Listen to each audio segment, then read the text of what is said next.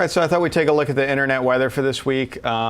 Nothing super amazing going on, fair skies as it were, but we'll take a look at the movers and shakers that are doing a little bit of stuff, but nothing surprisingly new.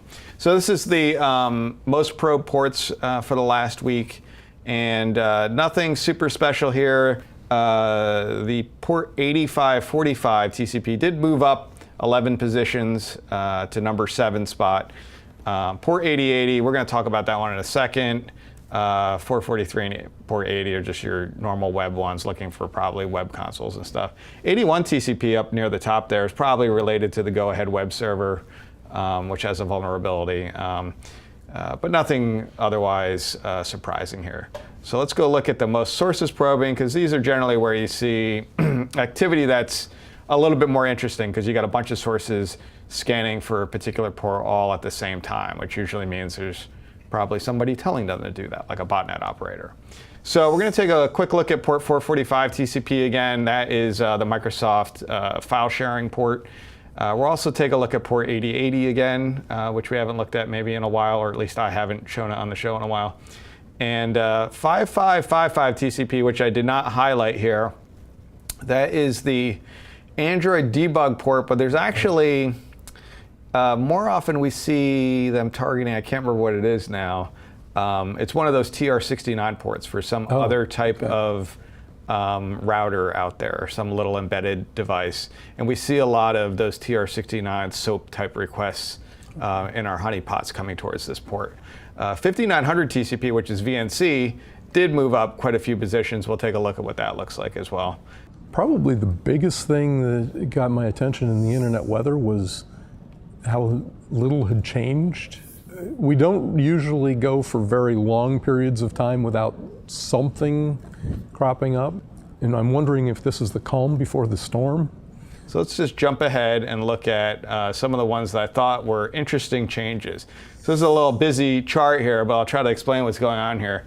This is the Microsoft file sharing port, 445 TCP, and this is actually a 1-year chart. I wanted to take a long-term look at it because I was kind of confused about what was going on here. So when you look at the bottom here, this is the number of sources that are seen scanning on an hourly basis for the past year.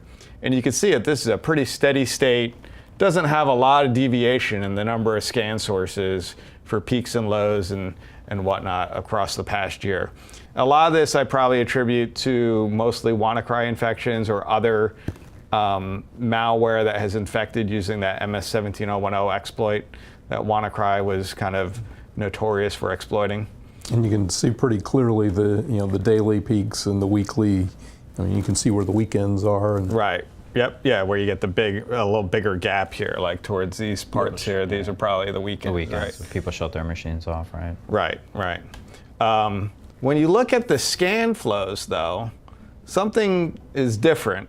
So even though we have the same number of scan sources that we normally have, you can see that there's a little bit of a hump, but even more recently, towards the end of last year, and then again, more recently, a big kind of swell towards the tail end there, where we went, from a kind of noise floor of maybe 300 million scan flows per hour. We're now up to maybe 700. So that's almost more than a doubling of activity.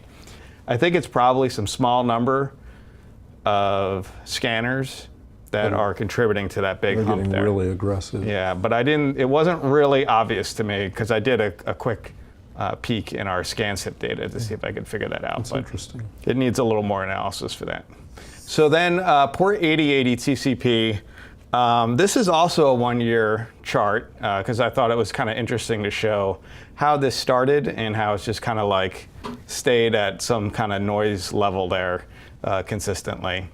And so somewhere back, maybe probably middle of May of last year, 2018, is when we started to see, a very small amount of traffic go to a very regular, repeated amount of traffic. This is like clearly there's some sort of botnet going on here for it to jump like that and then kind of stay like this in a number of scanning.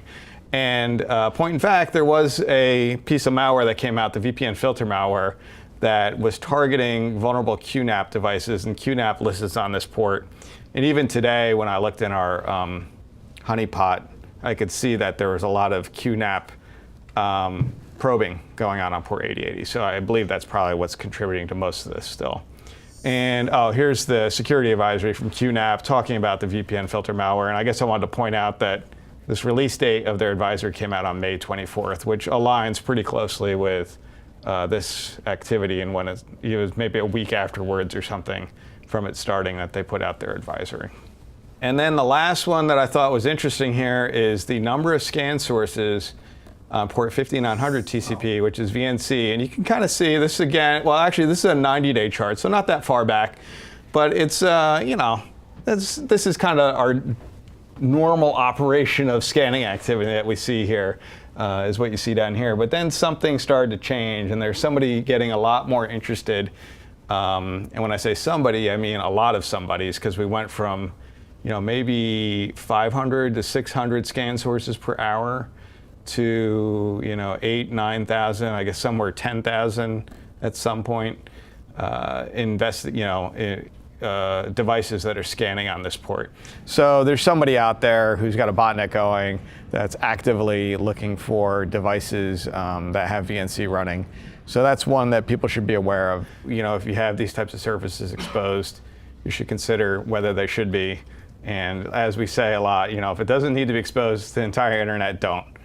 Filter it to only those source IPs or address blocks that need to get to it. And if you need to do remote desktop kinds of things, VNC kinds of things, tunnel that through a VPN or something, just don't expose it to the internet. Right. Yes, I agree. All right. That's it. Thanks. Thanks. Yep.